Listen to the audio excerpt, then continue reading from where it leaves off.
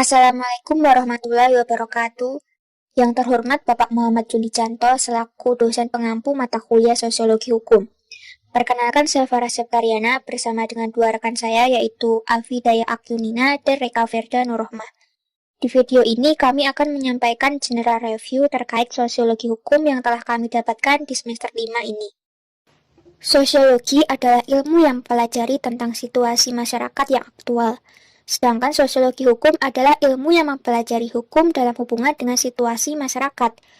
Jadi, sosiologi hukum Islam adalah suatu pemahaman terhadap permasalahan-permasalahan masyarakat Islam dengan menggunakan sumber Al-Quran dan hadis.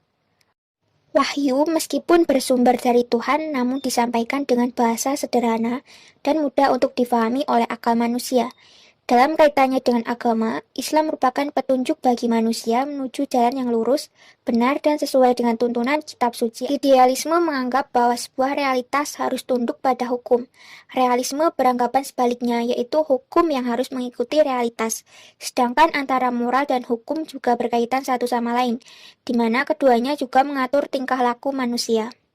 Karakteristik hukum Islam pada masa Nabi Muhammad adalah 1. Sumber hukum Islam adalah Al-Quran dan hadis Nabi. 2. Penetapan hukum Islam dilakukan dengan bertahap. 3. Tidak memberikan beban berat kepada para sahabat yang baru masuk Islam. Yang terakhir, Nabi Muhammad adalah pemegang kekuasaan tertinggi dalam menetapkan suatu hukum. Sejarah hukum Islam pada masa sahabat terbagi menjadi 4, yaitu periode Abu Bakar, Umar bin Khattab, Utsman bin Affan, dan periode Ali bin Abi Thalib dengan bersumber pada Al-Quran, Sunnah atau hadis Nabi Muhammad, ijma' sahabi, dan ra'yu. Hukum Islam pada zaman tabi dan tabi'in. Tabi'in artinya pengikut, yaitu orang Islam yang masa hidupnya setelah para sahabat dan tidak mengalami hidup di masa Nabi Muhammad SAW. Sumber hukum yang dipakai para tabi'in yaitu yang pertama Al-Quran, yang telah terkodifikasi sejak masa kekhalifahan Utsman bin Affan. Yang kedua Sunnah. Pada masa ini perkembangan as-sunnah bertahap pada setiap periode. Yang ketiga ijma', yaitu kesepakatan para ulama dalam menetapkan suatu hukum dalam agama berdasarkan Al-Quran dan hadis. Yang keempat rayu, salah satu cara umat Islam untuk menetapkan suatu hukum dari permasalahan kontemporer yang belum didapati dalam Al-Quran dan hadis. Hukum Islam pada zaman Imam Mazhab. Yang pertama periode Abbasiyah, yang kedua Imam Abu Hanifah, yang ketiga ulama Hanafiyah, yang keempat Malik bin Anas, yang kelima Muhammad bin Idris Asy-Syafi'i, yang ketujuh Ahmad ibnu Hambal. Hukum Islam pada zaman taklid. Taklid menurut bahasa berasal dari bahasa Arab yaitu qallada yaqlidu taklidan, yang berarti mengulangi, meniru, mengikuti. Secara istilah yaitu mengikuti pendapat seorang mujtahid atau ulama tanpa mengetahui sumber dan cara pengambilan pendapat tersebut.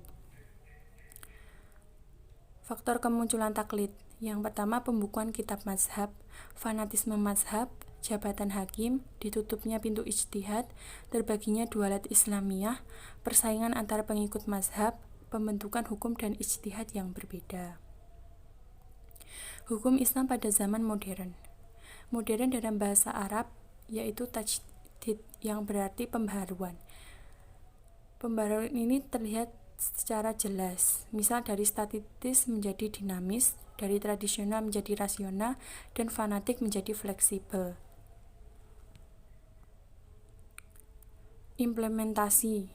Yang pertama reaksi atas sikap taklid, yang kedua gerakan pembaharuan kembali pada Al-Quran dan Sunnah.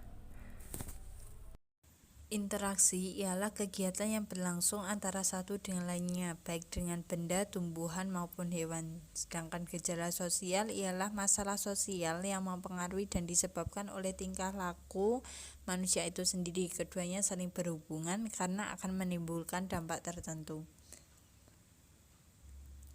Hukum Islam ialah seperangkat peraturan berdasarkan wahyu Allah dan sunnah Rasul tentang tingkah laku manusia yang diakui dan diyakini mengikat untuk semua yang beragama Islam.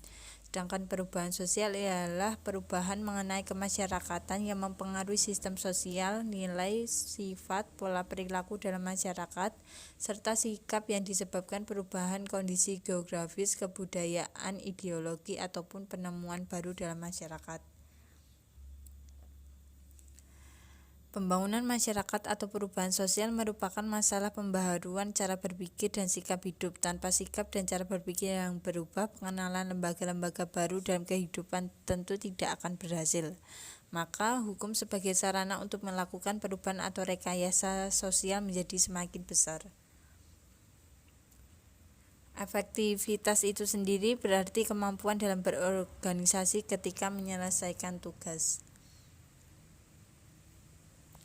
Perubahan sosial terdapat faktor yang mempengaruhinya, yaitu kurangnya hubungan dengan masyarakat lain, perkembangan ilmu pengetahuan yang terlambat, sikap masyarakat yang bersifat tradisional, hambatan yang bersifat ideologis. Sedangkan dampak timbul perubahan sosial yaitu dampak positif dan negatif. Dampak positif kemudahan komunikasi, kemudian kemajuan teknologi. Sedangkan dampak negatif yaitu cara berpakaian cenderung ala barat, kemudian pergaulan bebas yang diadopsi dari cara pergaulan luar negeri, dan dari segi lingkungan banyaknya pencemaran limbah.